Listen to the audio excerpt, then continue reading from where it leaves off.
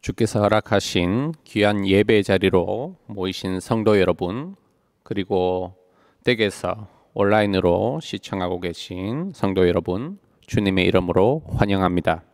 이 예배를 통해서 삼위 하나님께서 우리에게 주시는 은혜와 복이 우리 가운데 충만하기를 바랍니다.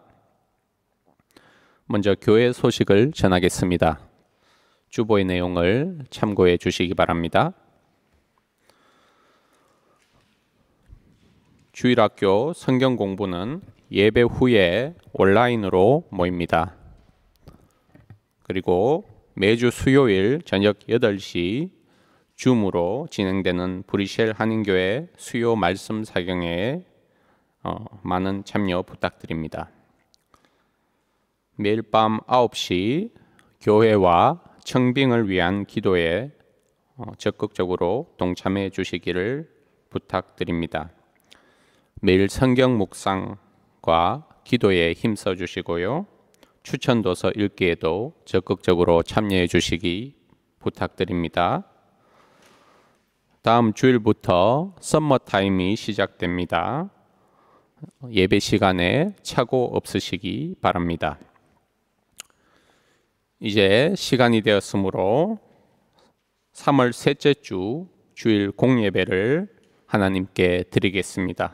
함께 일어나셔서 시편 124편 8절 말씀으로 우리의 삶이 천지를 지으신 여호와께 전적으로 의존해 있음을 고백하겠습니다. 우리의 도움은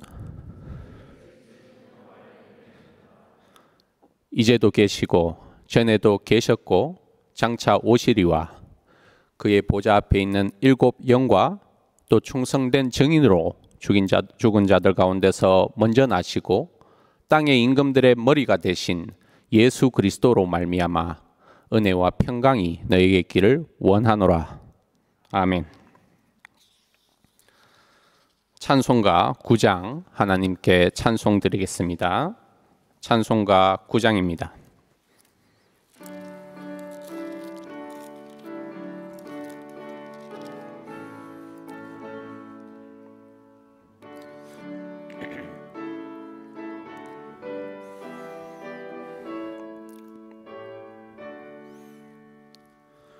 하늘에 가득 찬 영광의 하나님, 온 땅에 충만한 존귀하신 하나님, 생명과 빛으로 지혜와 권능으로 언제나 우리를 지키시는 하나님, 성부와 성자와 성령 삼위의 하나님, 우리 예배를 받아주시옵소서.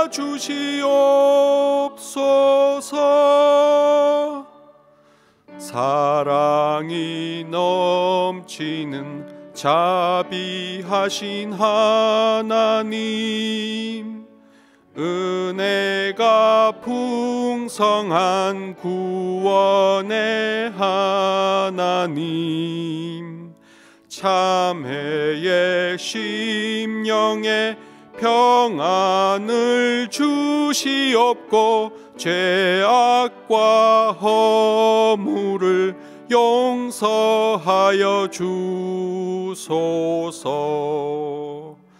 찬송과 영광과 생명 구원의 하나님,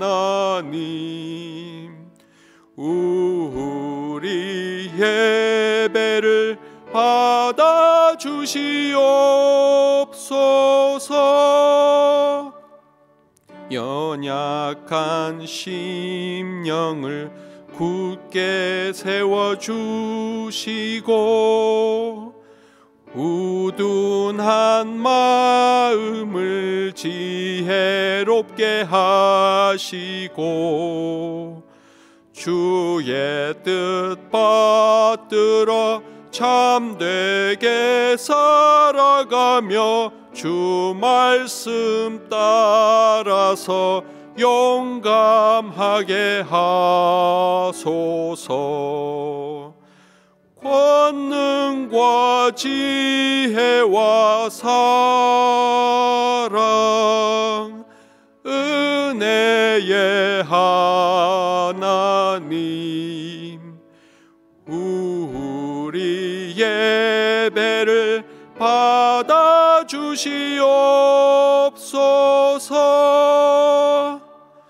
주 앞에 나올 때 우리 마음 기쁘고 그 말씀 힘되어 새 희망이 솟는다. 고난도 슬픔도 이기게 하시옵고 영원에 잇대어 살아가게 하소서. 우리의 자랑과 기쁨 생명의 하나님, 우리 예배를 받아주시옵소서. 아멘. 십계명을 교독하겠습니다.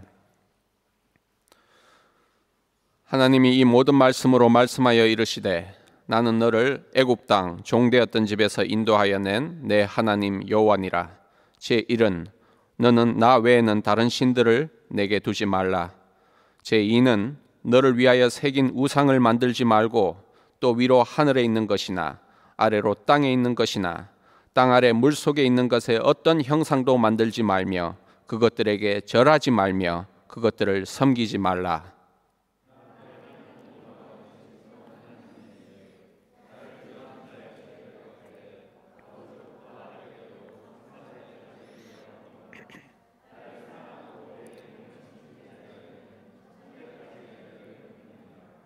제3은 너는 내 하나님 여호와의 이름을 망령되게 부르지 말라.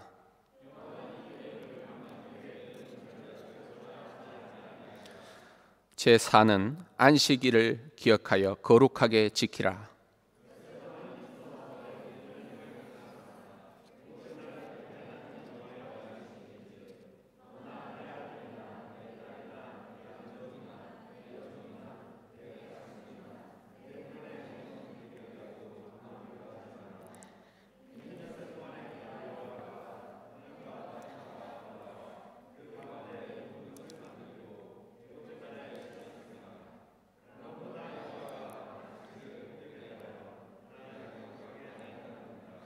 제5는 내 부모를 공경하라.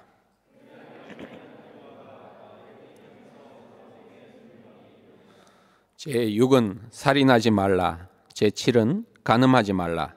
제8은 도둑질하지 말라. 제9는 내 이웃에 대하여 거짓 증거하지 말라. 제10은 내 이웃의 집을 탐내지 말라.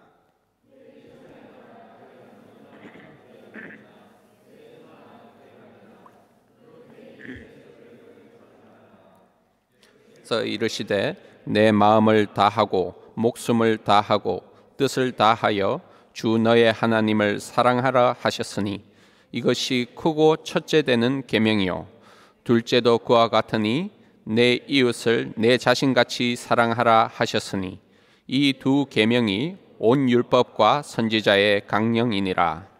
아멘. 하나님께서 주신 계명의 말씀에 비추어 지난 한 주간의 우리의 삶을 돌아보면서 우리 죄를 하나님께 고백하고 용서를 구하는 시간을 갖도록 하겠습니다.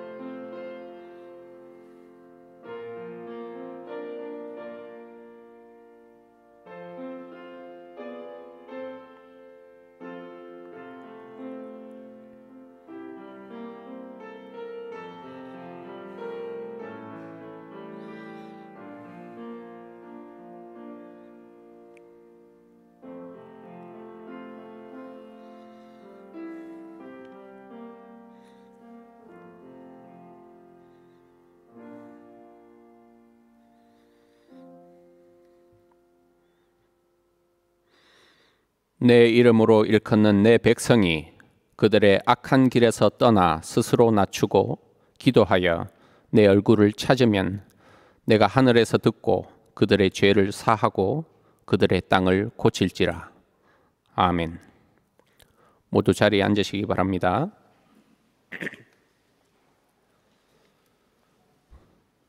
시편 113편으로 하나님께 찬송 드리겠습니다. 시편 찬송 113편입니다.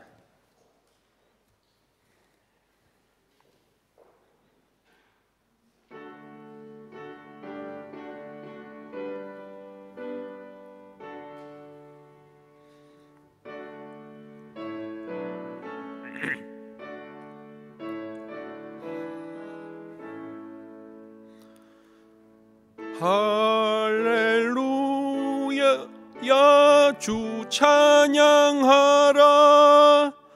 종들아 주 찬양하라. 여호와 이름 찬양하라. 지금부터 영원히 해 뜨는 데서 지는 곳 여호와 이름 찬양하라. 만국과 하늘보다도 주 영광 높이 들렸네. 여호와 주와 같은 신이 세상에 어디 있으랴. 드높은 곳에 앉아서 하늘과 땅을 굽어보네. 없는 이 티끌서 올려 궁하니 걸음 서들어. 존귀한 백성 귀인들과 한자리 앉게 하도다. 성녀도 자녀 낳도다. 기쁘게 사네. 할렐루야. 함께 기도하겠습니다. 사랑이 많으신 아버지 하나님, 지난 한 주도 저희와 함께 해주시고 거룩한 예배의 자리로 저희를 불러주심을 감사드립니다. 자비로우신 주님, 온 세계가 여전히 코로나로 인해 고통받고 있고 유럽에서도 코로나가 다시 확산세에 있습니다. 이 전염병이 속히 사라져서 저희가 다시 일상을 회복할 수 있도록 인도해 주시옵소서. 평강의 주님, 지금 이 순간에도 세계 곳곳에서 주께서 주시는 평강이 필요한 곳들이 많습니다. 특히 미얀마를 위해서 기도합니다. 군부 독재 타도를 위해서 많은 사람들이 시위에 나서고 있고 또 많은 사상자가 나오고 있습니다. 주님, 미얀마 땅에 긍휼을 베풀어 주셔서 그곳에 폭력을 멈춰 주시고 평화를 회복시켜 주시옵소서. 또한 세계 곳곳에서 예수 그리스도를 믿는 믿음으로 인해서 핍박받고 고난당하고 있는 교회를 돌봐 주시옵소서. 그들의 고통과 눈물을 헤아려 주시옵소서. 이곳 아인트호벤 사랑의 교회를 세워주시고 이제까지 인도해 주신 은혜를 감사드립니다. 지금은 말씀 사역으로 교회를 섬길 말씀의 종을 구하기 위해서 온 교회가 기도하고 있습니다. 목자장 되신 주님, 속히 말씀의 꼴을 먹일 목자를 보내주셔서 이 교회가 목자 없는 양같이 되지 않도록 인도해 주시옵소서. 이를 위해 구성된 청빙위원회와 동행해 주시고 그들에게 지혜를 주시며 그들의 기도에 응답해 주시옵소서. 세우신 직분자들의 사역에 복을 주시고 그들의 섬김을 통해서 교회가 복음의 말씀 위에 든든히 서가게 해 주시옵소서. 생명의 주님, 교회 안에 힘든 지체들, 특히 지속되는 코로나 상황으로 인해 심신이 지친 지체들에게 위로를 더해 주시고 제 삶 가운데 주께서 주시는 생명과 위로가 드러나게 해 주시옵소서. 선포되는 말씀 가운데 함께해 주시기를 간절히 원합니다. 주께서 이 시간 친히 임재해 주셔서 전하는 자나 듣는 자나 성령께서 교회해 주시는 말씀으로 은혜를 누리는 시간 되게 인도해 주시옵소서. 우리 주 예수 그리스도의 이름으로 기도드립니다. 아멘. 오늘 설교 본문은 요한계시록 5장 6절 말씀입니다. 성경 봉독은 요한계시록 5장 전체를 하도록 하겠습니다. 다 같이 성경을 펴주셔서 요한계시록 5장을 펴시기 바랍니다. 요한계시록 5장 1절에서 14절까지 말씀 제가 봉독하도록 하겠습니다. 내가 봄에 보좌에 앉으신 이의 오른손에 두루마리가 있으니 안팎으로 썩고 7인으로 봉하였더라. 또 봄에 힘있는 천사가 큰 음성으로 외치기를 누가 그 두루마리를 펴며 그 인을 떼기에 합당하냐 하나 하늘 위에나 땅 위에나 땅 아래에 능히 그 두루마리를 펴거나 보거나 할 자가 없더라. 그 두루마리를 펴거나 보거나 하기에 합당한 자가 보이지 아니하기로 내가 크게 울었더니 장로 중에 한 사람이 내게 말하되 울지 말라. 유대 지파의 사자 다윗의 뿌리가 이겼으니 그 두루마리와 그 7인을 떼시리라 하더라. 내가 또 보니 보좌와 네 생물과 장로들 사이에 한 어린 양이 서 있는데 일찍이 죽임을 당한 것 같더라. 그에게 7뿔과 7눈이 있으니 이 눈들은 온 땅에 보내심을 받은 하나님의 7영이더라. 그 어린 양이 나와서 보좌에 앉으신 이의 오른손에서 두루마리를 취하시니라.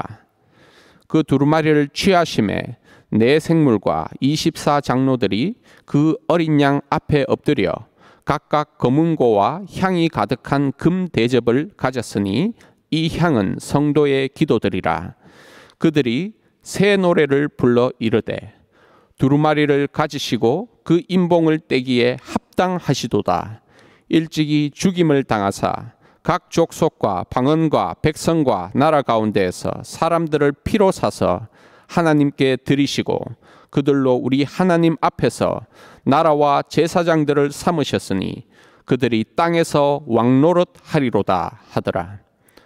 내가 또 보고 들음에 보좌와 생물들과 장로들을 둘러선 많은 천사의 음성이 있으니 그 수가 만만이요 천천이라.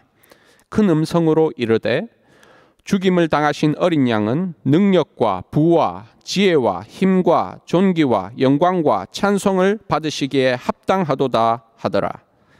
내가 또 들으니 하늘 위에와 땅 위에와 땅 아래와 바다 위에와 또 그 가운데 모든 피조물이 이르되 보좌에 앉으신 이와 어린 양에게 찬송과 존귀와 영광과 권능을 세세토록 돌릴지어다 하니 네 생물이 이르되 아멘 하고 장로들은 엎드려 경배하더라. 아멘.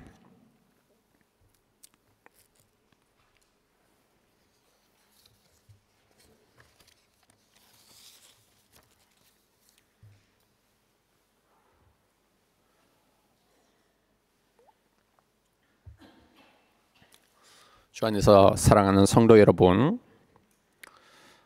우리는 요한계시록 4장 5장에서 천상의 예배에 대한 환상을 봅니다.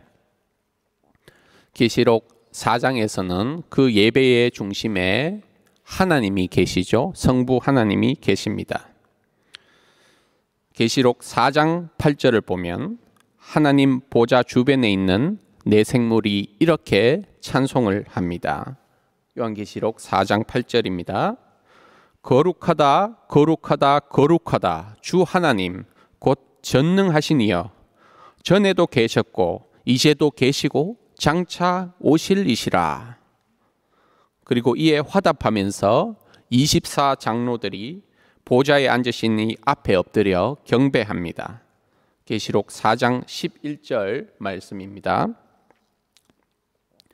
우리 주 하나님이여, 영광과 존귀와 권능을 받으시는 것이 합당하오니 주께서 만물을 지으신지라. 만물이 주의 뜻대로 있었고 또 지으심을 받았나이다.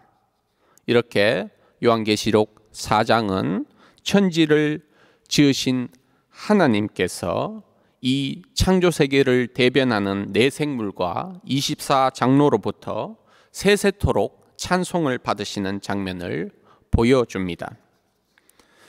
이 천상의 예배는 요한계시록 5장에서도 이어지고 있습니다. 그런데 5장에 이르러서는 예배의 초점이 조금 바뀝니다. 보좌에 앉으신 하나님으로부터 죽임을 당하신 어린 양께, 예수 그리스도께로 초점이 옮겨지고 있습니다. 다시 말해서 요한계시록 4장이 천지를 지으신 창조주 하나님께 대한 찬송으로 가득하다면 5장은 우리를 구속하신, 지난주에 하나님의 인자와 진리에 관해 말씀을 들었죠. 하나님 인자와 진리이신 그 예수 그리스도의 구원에 대해서 말씀하고 있습니다. 그런데 여기서 주목할 것이 있는데요, 바로 이 찬양이 하나님의 보좌를 중심으로 이 단계별로 원을 그리며 확대돼 가고 있다는 사실입니다.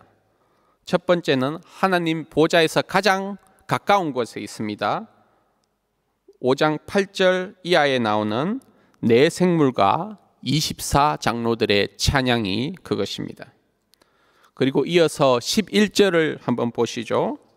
보좌를 둘러싼 수많은 천사들의 찬송이 나오죠. 그 수가 천천이고 만만이라.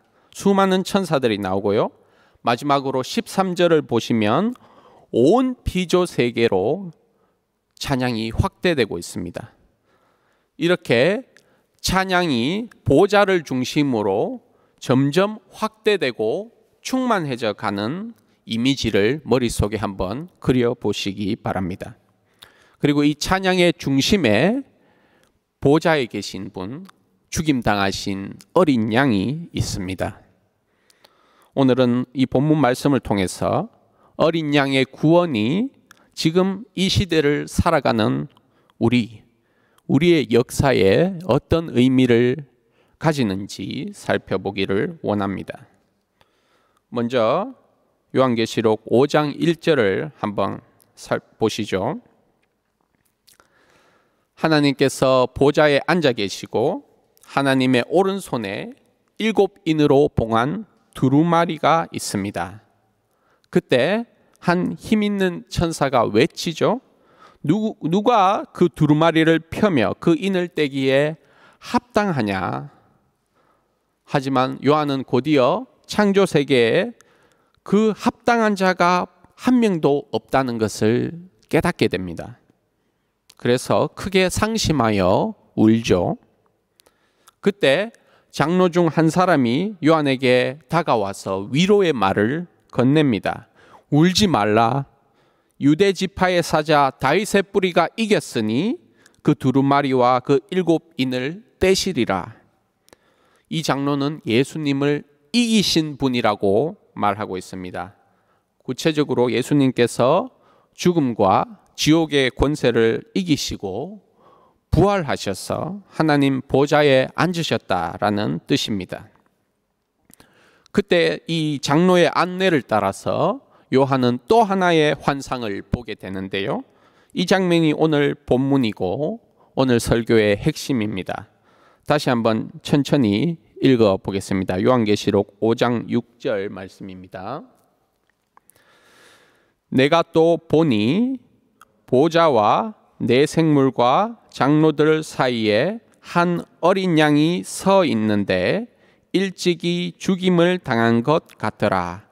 그에게 7뿔과 7눈이 있으니 이 눈들은 온 땅에 보내심을 받은 하나님의 7영이더라. 요한이 본 환상의 중심에 어린 양이 있습니다. 어린 양은 보좌와 네 생물과 장로들 사이에 서 있습니다. 그런데 이 어린 양은 또한 죽임을 당한 어린 양입니다. 곰곰이 생각해 보면 아주 역설적인 표현이죠. 죽임을 당했는데 서 있다니 말입니다. 아주 인상적인 장면이 아닐 수 없습니다. 그런데 이 어린 양의 모습을 좀 더 자세히 살펴보십시오. 어린 양에게 7뿔과 7눈이 있습니다. 성경에서 이 7이라는 수는 완전수입니다. 따라서 이 7뿔, 7눈이라는 표현은 그리스도의 완전한 권세와 능력 그리고 지혜를 상징하는 표현으로 볼 수 있겠습니다. 또한 성경은 이어서 이 7눈이 온 땅에 보내심을 받은 하나님의 7영이더라 라고 말씀합니다. 계시록에 나오는 7영은 주로 성령을 가리킨다고 보면 됩니다. 우리는 이것을 예배 가운데 축복의 인사로 자주 쓰이는 1장 4, 5절 말씀에서도 확인할 수 있는데요. 같이 한번 보실까요? 1장 4, 5절 말씀입니다.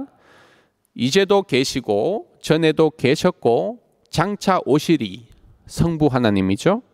그리고 그의 보좌 앞에 있는 7영 성령 하나님입니다. 또 충성된 증인 곧 죽은 자들 가운데서 먼저 나시고 땅의 임금들의 머리가 되신 분 예수 그리스도 성자 예수님이죠. 그래서 우리가 오늘 들은 이 축복의 인사가 삼위 하나님의 인사가 되는 것입니다. 그런데 오늘 저희가 주목하고자 하는 것은 이 성령이 하나님의 7영이 어디로 보내심을 받았는가 하는 것입니다. 바로 땅입니다. 하나님의 7영 성령은 하늘의 영광 가운데 떠돌아다니는 것이 아니라 땅으로 보내심을 받습니다. 아까 읽은 10절 말씀에도 우리는 땅에 대한 관심을 발견할 수 있습니다. 그들이 땅에서 왕노릇하리로다. 마지막 때에도 천국은 땅에 대한 관심을 놓치지 않습니다. 하나님께서 태초에 하늘과 땅을 창조하셨죠. 그 창조 이후로 하나님의 관심은 단 한 번도 이 땅을 떠난 적이 없습니다. 이 사실을 아는 것은 마지막 때를 이해하는 데 매우 중요합니다. 마지막 때에도 하나님의 관심은 온통 이 낮고 낮은 땅을 향해 계시다. 우리는 이 사실을 무엇보다 하나님의 어린 양의 모습에서 잘 알 수 있습니다. 말씀드렸다시피 어린 양은 죽임을 당했습니다. 그런데 누워있지 않고 서 있습니다. 어린 양은 7뿔과 7눈을 가졌습니다. 완전한 능력과 완전한 지혜를 가지고 계십니다. 어린 양은 완전한 영광 가운데 역사의 끝에 일어날 일들을 주도하고 계십니다. 하지만 이 우주적인 영광에도 불구하고 이 양은 여전히 죽임당한 양입니다. 영원 가운데서 길이 기억되고 찬송되는 것은 바로 이 영원하신 하나님이 시간을 뚫고 들어오셔서 이 땅에서 하신 일입니다. 이 땅의 역사 한가운데서 어린 양의 몸이 찢겼습니다. 요한은 그 찢겨진 몸이 이제 영광스러워진 것을 봅니다. 회복된 것을 봅니다. 이제는 그 어린 양이 온 세상을 다스릴 권세를 가지고 계십니다. 이제 곧 어린 양의 심판이 시작될 것입니다. 그 심판이 계시록 6장에 나오죠. 하지만 그의 몸에는 여전히 역사 한가운데 입은 그 상처가 분명히 남아 있습니다. 예수님께서 부활하셨을 때 예수님의 제자 도마가 부활을 못 믿겠다 했죠. 예수님 손에 있는 그 못자국과 또 예수님 옆구리에 손을 넣어보지 않고는 도저히 믿지를 못하겠다 했던 바로 그 상처입니다. 어린 양이 영광 가운데 계시다고 해서 어린 양의 상처가 없어진 것이 아닙니다. 십자가에 달려신 그 비참한 기억이 잊혀졌다라는 뜻이 아닙니다. 오히려 그 반대죠. 어린 양의 몸에 남아있는 그 상처와 십자가 때문에 어린 양의 영혼은 어린 양의 영광이 세세토록 빛납니다. 이 어린 양의 모습이 우리에게 가르쳐주는 중요한 교훈이 있습니다. 바로 세상의 마지막 때에 이 역사의 종결점에 있어서 중요한 것은 어린 양이 이 역사의 한가운데 오셔서 하신 일, 그것이라는 것입니다. 주님께서 구체적으로 유대 지파의 사자로 다윗의 뿌리로 오셨습니다. 예수님은 어떤 공상과 허구의 세계로 오신 게 아닙니다. 아주 구체적인 장소, 이스라엘이라는 땅, 지금도 지구본을 돌려서 손으로 찍을 수 있는 그 땅, 내비게이션을 켜고 찾아갈 수 있는 그 땅에 오셨습니다. 그리고 골고다 언덕의 먼지를 밟으셨고요. 비아 돌로로사, 고난의 길 위를 뚜벅뚜벅 걸으셨습니다. 그 길거리에 선홍색 피를 방울방울 떨어뜨리셨습니다. 영원한 천상의 예배에서 길이길이 찬송받고 있는 사실이 바로 이것입니다. 내생물과 24장로의 찬송 9절과 10절을 한번 보시기 바랍니다. 두루마리를 가지시고 그 인봉을 떼기에 합당하시도다. 일찍이 죽임을 당하사 각 족속과 방언과 백성과 나라 가운데서 사람들을 피로 사서 하나님께 드리시고 그들로 우리 하나님 앞에서 나라와 제사장들을 삼으셨으니 그들이 땅에서 왕노릇 하리로다. 이 합당하시도다라는 표현, 이 합당하다라는 말은 천상의 예배에서 오직 삼위 하나님의 영광을 가리킬 때만 쓰이는 표현입니다. 만물을 지으신 하나님께서 찬송받으시기에 합당하십니다. 계시록 4장 11절. 반면에 어린 양이 두루마리 인을 떼기에 합당한 이유는 죽임을 당하셨기 때문입니다. 그 죽음으로 각 족속과 방언과 백성과 나라 가운데서 사람들을 피로 사서 하나님께 드리셨기 때문입니다. 천상의 예배에서 영원히 계속될 찬양의 핵심은 존귀하신 어린 양, 하나님의 인자와 진리이신 이 어린 양이 역사의 한복판에 오셔서 자기 피로 자기 백성을 구원하셨다라는 이 사실입니다. 사랑하는 성도 여러분, 어린 양 예수 그리스도 때문에 하나님의 창조물인 시간이 의미가 있습니다. 이 땅의 역사는 영원의 아로 새겨지는 의미를 가집니다. 우리가 살고 있는 이 역사는 종국에 가서 잊혀질 기억이 아닙니다. 물론 성경은 이 세상이 마지막 때에 큰 변화를 겪는다고 이야기합니다. 베드로후서 3장 10절을 보십시오. 그러나 주의 날이 도둑같이 오리니 그날에는 하늘이 큰 소리로 떠나가고 물질이 뜨거운 불에 풀어지고 땅과 그 중에 있는 모든 일이 드러나리로다. 이 말씀처럼 주의 날에는 그야말로 하늘이 떠나가고 천지가 격동하는 큰 변화를 맞이하게 될 것입니다.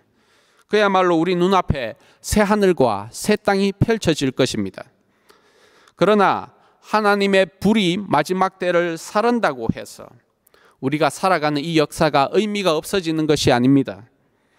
이 불은 기존에 있던 것을 없애는 불이 아니라 그것을 새롭게 하는 불입니다. 새 하늘과 새 땅은 옛 하늘과 옛 땅을 새롭게 하는 것이지 그것을 무효로 만드는 것이 아닙니다. 새롭게 될 것이지만 여전히 하나님께서 창조하신 그 하늘과 땅입니다. 단테의 신곡이라는 작품을 보면 연옥의 꼭대기에 과거의 기억, 죄의 기억을 지워버리는 강이 하나 나옵니다. 바로 망각의 강 레테라는 강입니다. 물론 단테의 신곡은 쉽게 범접할 수 없는 아주 위대한 작품이지만 성경은 조금 다르게 말하는 것 같습니다. 성경이 말하는 역사는 종말의 때에 단지 잊혀질 것, 기억에서 지워질 것이 아닙니다. 성경은 이 땅의 역사가 천국에서도 기억된다고 말합니다. 바로 어린 양 예수 그리스도 때문입니다. 어린 양의 혼인잔치에 청함을 받는 사람들은 망각의 강에서 기억을 지우는 것이 아니라 아주 구체적인 죽음, 어린 양이 역사의 한가운데서 이루신 그 죽음을 찬송합니다. 형제자매 여러분, 어린 양 예수 그리스도로 인해서 이 땅에서 살아가고 있는 우리의 인생도 의미가 있습니다. 이것이 오늘 우리가 되새기고자 하는 교훈입니다. 바로 영혼의 아로 새겨지는 역사의 가치를 알고 오늘 하루를 살라는 것입니다. 우리가 이 땅에서 숨쉬며 살아가는 모든 순간이 영혼에 새겨집니다. 이 전염병과 고난의 시기도 마찬가지입니다. 많은 사람들이 코로나로 인해서 지난 1년을 허무하게 날려버렸다라고 이야기합니다. 하지만 결코 그렇지 않죠. 지난 1년의 시간, 고난의 시간이 헛되다고 하는 것은 하나님의 섭리를 믿지 않는 불신앙입니다. 지난주 말씀대로 초점이 너무 자기한테 맞춰져 있는 증거입니다. 설령 고난의 시간이라 할지라도 의미가 있죠. 시간은 단지 흐르는 것 그 자체로 의미가 있습니다. 왜냐하면 시간은 아무런 목적이 없이 흘러가는 것이 아니라 하나님의 알파에서 시작해서 하나님의 오메가로 분명한 목적을 가지고 흘러가기 때문입니다. 고난의 때 하나님 어디에 계십니까? 하나님은 우리와 함께하고 계십니다. 하나님께서 시간을 움켜쥐고 계십니다. 역사의 단 1분 1초도 하나님의 손을 벗어날 수가 없습니다. 성도 여러분, 결코 평범하게 하루를 살아가는 것이 무의미하다고 생각하지 마시기 바랍니다. 어르신들이 즐겨 부르는 노래 중에 청춘을 돌려다오 라는 노래가 있죠. 흘러가는 세월에 대한 무상함, 안타까움이 담긴 노래입니다. 자식들 키우다 보니 청춘이 다 갔다. 부모님 가운데 이런 푸념을 늘어놓는 분들이 종종 계신 것을 봅니다. 하나님의 섭리에 대한 믿음이 없는 분들에게는 덧없이 지나가는 세월이 야속하고 또 노년이 허무할 수밖에 없습니다. 내 인생의 의미는 무엇인가? 그들은 지금도 이 질문과 씨름하고 있습니다. 그러나 분명히 말씀드릴 수 있는 것은 피조물인 인간은 창조주 하나님 밖에서는 결코 그 질문에 대한 답을 찾을 수 없다는 것입니다. 하나님 없이는 그들이 숨을 거두는 그 순간까지 결코 인생의 의미를 발견할 수 없을 것입니다. 청년들 세대도 마찬가지입니다. 지금 많은 청년들이 힘들어하고 있습니다. 그들의 삶은 불안과 불확실성의 연속입니다. 많은 청년들이 삶에 대한 뚜렷한 목표와 비전을 찾지 못하고 그저 입시 전쟁과 취업 절벽의 늪에 갇혀 있습니다. 과거와 같은 평생 직장이라는 개념은 이제 사라졌습니다. 급속히 바뀌는 생애 주기, 그리고 취업과 결혼이라는 녹록지 않은 현실이 그들을 점점 궁지로 몰아넣습니다. 그들의 이상은 컸지만 그들이 마주한 현실은 더 크다는 것을 발견합니다. 그래서 많은 청년들이 우울과 절망에 빠져 있습니다. 우리나라 청년들의 사망 원인 1위가 자살이라고 하죠. 그런 청년들에게 오늘 말씀은 분명한 비전과 또 목표를 줍니다. 곧 영광 중에 계신 어린 양이 이끌어가는 역사와 하나님 나라에 대한 비전입니다. 비록 현실은 녹록지 않지만 이 현실을 알파에서 오메가로 이끌어 가시는 분이 하나님이시다. 이것을 믿는 것과 믿지 않는 것은 천지차이입니다. 그리고 바로 이것이 오늘날 방황하는 청년들이 필요한 한 가지입니다. 성도 여러분, 이 땅에서 오늘 하루를 열심히 살아가는 것은 의미가 있습니다. 그러나 여기에 큰 단서가 하나 있죠. 바로 그것이 죄된 삶이 아니어야 한다는 것입니다. 죄는 하나님의 뜻을 정면으로 거스릅니다. 예수님께서 비유 가운데 이런 말씀을 하셨죠. 마태복음 13장 12절 말씀입니다. 무릇 있는 자는 받아 넉넉하게 되되 없는 자는 그 있는 것도 빼앗기리라. 이 말씀은 우리가 살아가는 하루의 의미를 되새기게 해줍니다. 오늘 하루를 있는 자처럼 사십시오. 그러면 천국에서 여러분은 모든 것을 받아 영원한 복락을 넉넉히 누리게 될 것입니다. 그러나 오늘 하루를 없는 자처럼 죄 가운데 살아간다면 결국 우리는 모든 것을 빼앗기게 될 것입니다. 이제 다음 주면 고난 주간입니다. 예수님께서 왜 고난을 당하셨습니까? 어린 양이 왜 죽임을 당하셔야 했습니까? 바로 저와 여러분의 죄 때문입니다. 이제 영광 중에 계신 어린 양은 심판의 권세를 가지고 계시고 이 죄를 심판하실 것입니다. 아까 말씀드린 계시록 6장이 바로 그것입니다. 심판입니다. 이 심판은 하나님의 집에서 시작될 것입니다.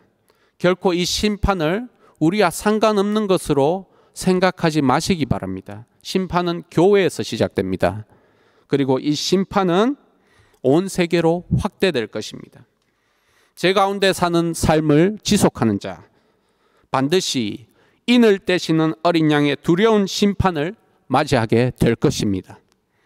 그러나 이 땅에서 회개하고 그리스도께 꼭 붙어 있는 자, 진노의 큰 날에도 능히 설 수 있을 것입니다. 진노의 큰 날이 이르렀으니 누가 능히 서리요? 성경이 이 질문을 하죠. 그 능히 선 자들이 요한계시록 7장에 나옵니다. 성도 여러분, 주어진 하루에 최선을 다하시되 성령의 힘으로 죄와 싸우며 사시기 바랍니다. 이 땅에서 우리 하루는 영원에 새겨집니다. 지금 아이를 키우고 계신 성도님들 계실 것입니다. 저희 가정도 아이들을 키우고 있는데요, 결코 만만치 않은 일입니다. 육아 스트레스가 만만치 않고 때로는 힘에 벅차기도 합니다.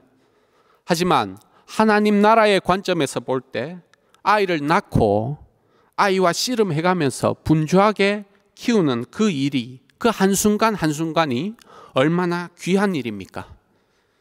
아이는 영원히 부모의 면류관으로서 역사에 남을 것이고 하나님 앞에 기억될 것입니다. 아이를 낳지 않는 시대, 여러 가지 정책도 물론 중요하지만 먼저 우리는 이것을 믿어야 합니다. 우리가 이 땅에서 말씀으로 키운 아이들은 영원히 천국의 일원으로서 빛을 발하고 있을 것입니다.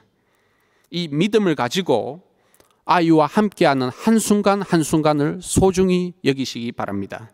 아이들과 놀아주고 똑같은 질문에도 답해주고 그들의 고민을 함께 나누는 그 순간을 귀히 여기시기 바랍니다. 아이를 키우는 일을 대표적으로 말씀드렸지만 우리가 이 땅에 사는 모든 일상 역시 마찬가지입니다. 우리에게 주어진 모든 일상이 하나님께서 우리에게 주신 명령이고 사명입니다. 신학적으로는 문화 명령이라고 부르죠. 생육하고 번성하라라는 명령입니다.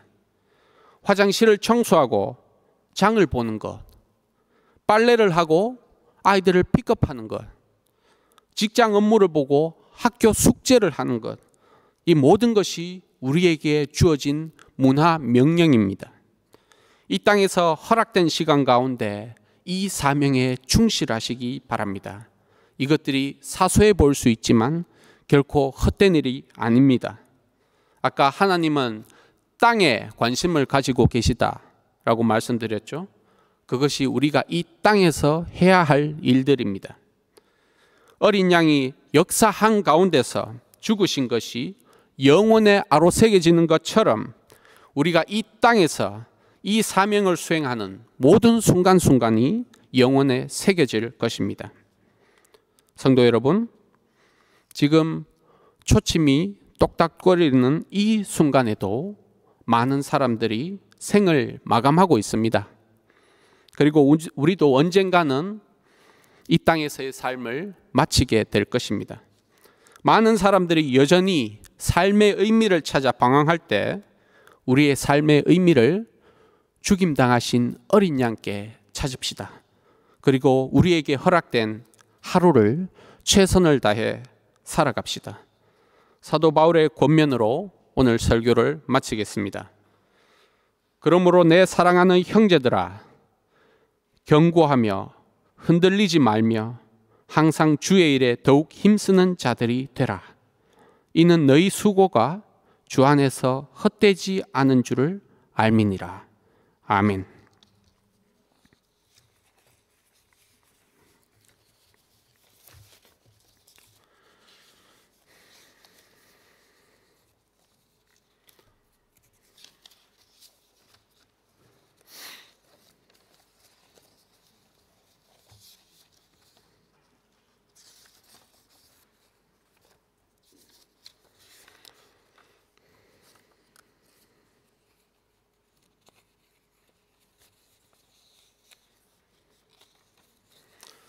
오늘 말씀을 기억하시면서 시편 98편 찬송을 드리겠습니다.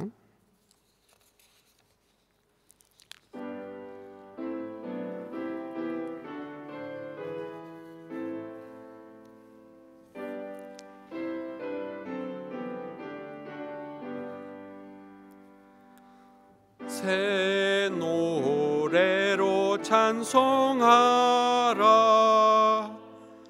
귀한 일을 행했네. 오른손 거룩한 팔로써 구원을 이루셨도다.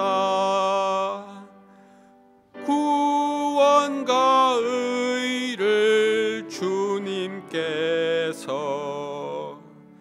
열방에 나타내셨네.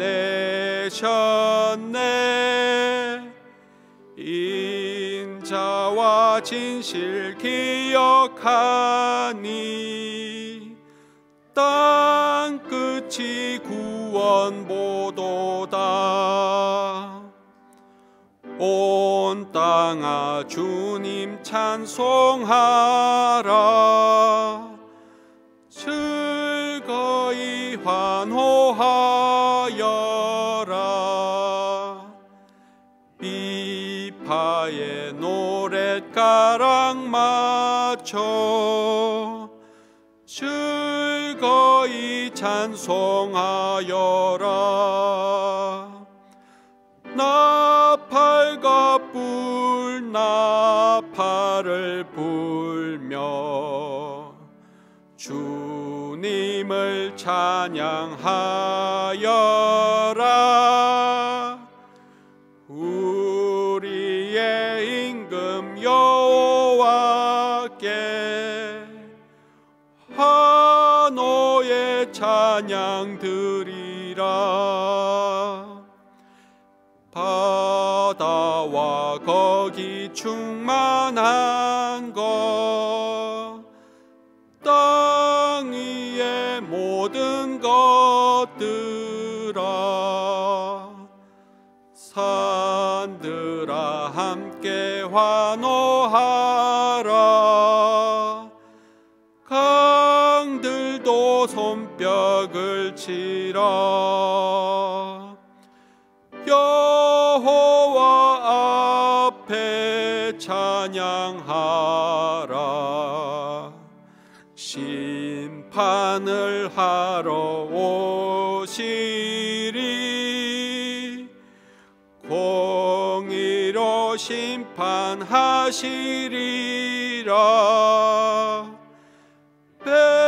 백성들 판단하리라. 기도드리겠습니다. 자비로우신 아버지 하나님, 새 노래로 주님을 찬양합니다. 새 노래로 죽임당하신 어린 양 예수님께 찬양을 올려드립니다. 오직 어린 양만이 찬송을 받으시기에 합당하십니다. 왜냐하면 어린 양께서 이 땅 가운데 오셔서 죽임을 당하셨고 그 피로 저희들을 사셨기 때문입니다. 아버지 하나님, 주께서 이 땅의 구원을 위해서 어린 양을 보내셨기에 저희가 이 땅이 귀한 줄 알고 영원하신 하나님의 아들이 이 시간 가운데 오셨기에 저희가 이 시간이 귀한 줄 압니다. 아버지 하나님, 이 땅에 복을 주시고 또 이 땅을 지금 당하고 있는 코로나로부터 건져 주시옵소서. 저희가 이 땅에서 살아가는 이 시간 가운데도 복을 주시옵소서. 저희가 이 땅에서 말씀으로 하늘에 계신 하나님과 동행하게 하시고 성령 안에서 죄와 싸우게 해 주시옵소서. 지극히 사소해 보이는 저희의 일상과 함께 해 주시고 또 매일 저희에게 필요한 것들을 공급해 주시옵소서. 그리하여 저희가 이 땅에서 얻는 모든 열매가 오직 주님으로부터 온 것임을 고백해 해 주시옵소서. 그 고백을 담아서 저희 정성과 예물을 주님께 드립니다. 이 물질이 이 땅에서 교회를 세우고 주님의 나라를 확장하는 데 쓰이게 해 주시옵소서. 이 물질이 사용되는 곳에 영광 가운데 계신 어린 양의 다스림이 드러나게 해 주시옵소서. 우리를 보혈로 사셔서 아버지 하나님께 드리신 예수 그리스도의 이름으로 기도드리옵나이다. 아멘. 이 시간 준비하신 예물을 하나님께 드리겠습니다.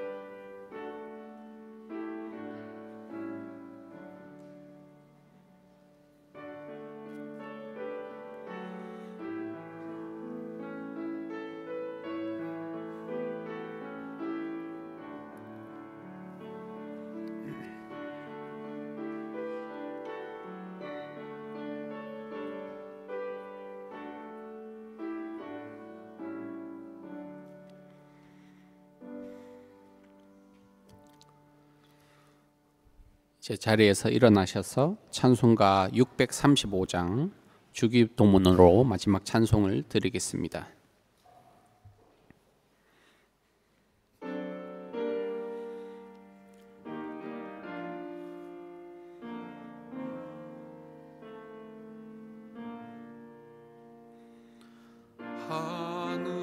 하늘에 계신 아버지 이름 거룩하사 주님 나라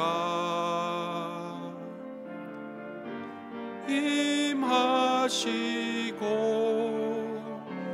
뜻이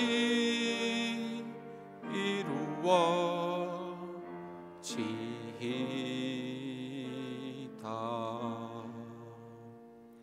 일용할 양식 주시고 우리들의 큰 죄 다 용서하옵시고 또 시험에 들게 마시고 악에서 구원하소서. 내게 주의 나라 주의 권세 주의 영광 영원히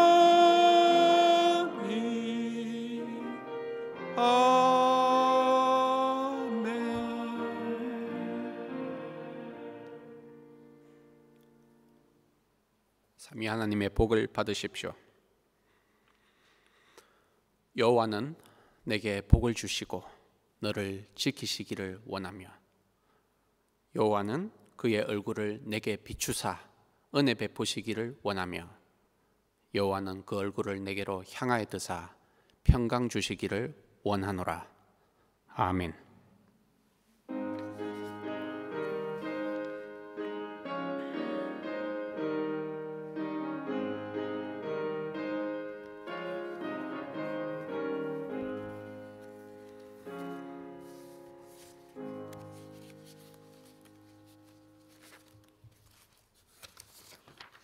예배를 마쳤습니다. 복된 주일 되시기 바랍니다.